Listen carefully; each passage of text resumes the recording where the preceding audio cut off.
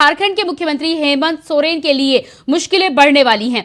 प्रवर्तन निदेशालय ने भूमि घोटाला केस में उन्हें नोटिस भेजा है। सूत्रों के हवाले से मिली जानकारी के मुताबिक जमीन घोटाला मामले में सोरेन परिवार की संलिप्तता बताई जा रही है। ईडी ने हेमंत सोरेन को केस संख्या 25/23 के सिलसिले में पूछताछ के लिए 14 अगस्त को तलब किया है। आपको बता दें कि झारखंड भूमि घोटाला मामले में अब तक ईडी ने रांची के पूर्व उपायुक्त छवि रंजन, कोलकाता के कारोबारी अमित अग्रवाल, न्यूक्लियस मॉल के मालिक और कारोबारी विष्णु अग्रवाल और बड़गाई अंचल सीओ भानु प्रसाद समेत कुल 13 लोगों को गिरफ्तार किया है। झारखंड के सीएम हेमंत सोरेन को इस मामले में नोटिस भेजा गया है। तो झारखंड और इसी खबर पर हमारे साथ वरिष्ठ पत्रकार डॉक्टर इंदु कांत दीक्षित जी जुड़े हुए हैं। जी डॉक्टर साहब, जिस तरह से हेमंत सोरेन को ईडी का ये नोटिस भूमि घोटाला मामले में भेजा गया है, क्या लगता है आपको इससे पहले जो पूछताछ हो रही है, हेमंत सोरेन की मुश्किलें अब कितनी बढ़ सकती हैं? प्रियंका जी नमस्कार। नमस्कार।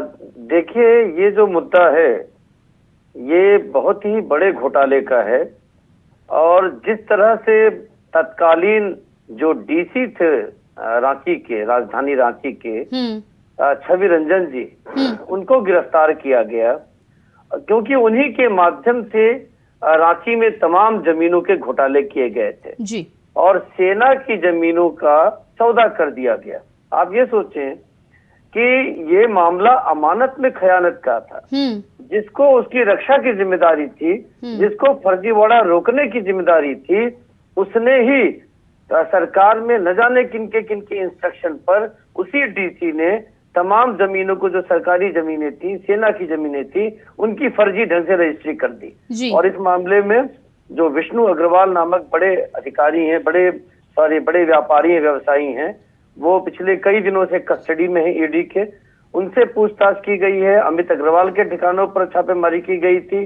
तो इनसे जो सबूत मिले हैं और इस मामले में तत्कालीन जो रेवेन्यू सेक्रेटरी थे पहले और उसके बाद आयुक्त थे रांची प्रमंडल के नितिन मदन कुलकर्णी, उनकी रिपोर्ट के आधार पर ईडी जांच आगे बढ़ा रही है।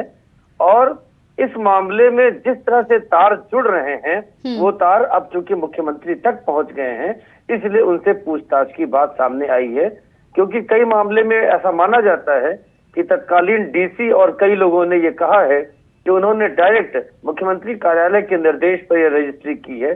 तो अब ये निश्चित तौर पे ईडी कंफर्म करना चाहेगी कि इसमें क्या वास्तविकता है। और एक बात और सिर्फ बता दूं कि इससे पहले खनन घोटाले के मामले में पिछले वर्ष कई बार बचने के बाद 18 नवंबर को लगभग 10 घंटे तक ईडी ने मुख्यमंत्री से पूछताछ की थी। उसमें भी कई मामले उनके सामने आए थे। अब ऐसा लगता है कि कई चीजों में, भ्रष्टाचार के कई मामलों में चीजें मुख्यमंत्री के खिलाफ जा रही हैं। जी बिल्कुल। तो जिस तरह से यहाँ पर आपने जानकारी दी है कि पिछली बार एक मामला लगा था, उस पर 10 घंटे पूछताछ हुई थी।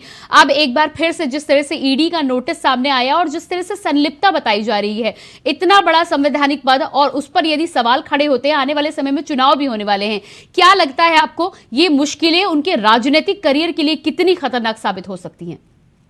प्रियंका जी देखिए, 14 अगस्त को ईडी ने बुलाया है पेश होने के लिए। जो नोटिस उनको आज दी गई है उसे 14 अगस्त को।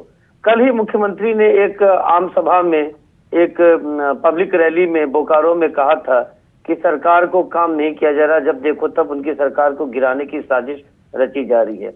निश्चित तौर पर उनको भनक लग गई होगी कि ऐसा होने वाला है, क्योंकि उनके खुद के विधायक प्रतिनिधि पंकज मिश्रा पिछले कई महीनों से कस्टडी में ईडी के, और अब ये नया मामला भूमि घोटाले का आ गया है। आपको ये भी मालूम होगा कि उनकी सदस्यता जाने की बात आई थी बीच में, जब पिछले राज्यपाल थे रमेश बैस जी, क्योंकि उन्होंने मुख्यमंत्री के तौर पर अपने नाम पर एक जमीन का अलॉटमेंट किया है, जो खदान के नाम पे माइनिंग लीज करवाया है, जो कि माना जाता है कि एक लाभ के पद के लाभ का मामला था। तो वो भी मामला संज्ञान में है।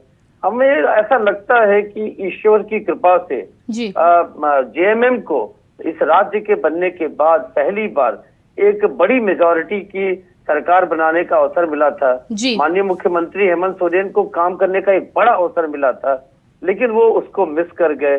और इस तरह के करप्शंस में नाम आने से उनका इतिहास में नाम एक बड़े अच्छे काम करने वाले, डेवलपमेंट करने वाले, इंफ्रास्ट्रक्चर बिल्डअप करने वाले मुख्यमंत्री के तौर पर बनते बनते रह जाएगा, ऐसी आशंका हमें। जी बिल्कुल। डॉक्टर साहब बहुत शुक्रिया इस तमाम जानकारी के लिए और हमसे जुड़ने के लिए।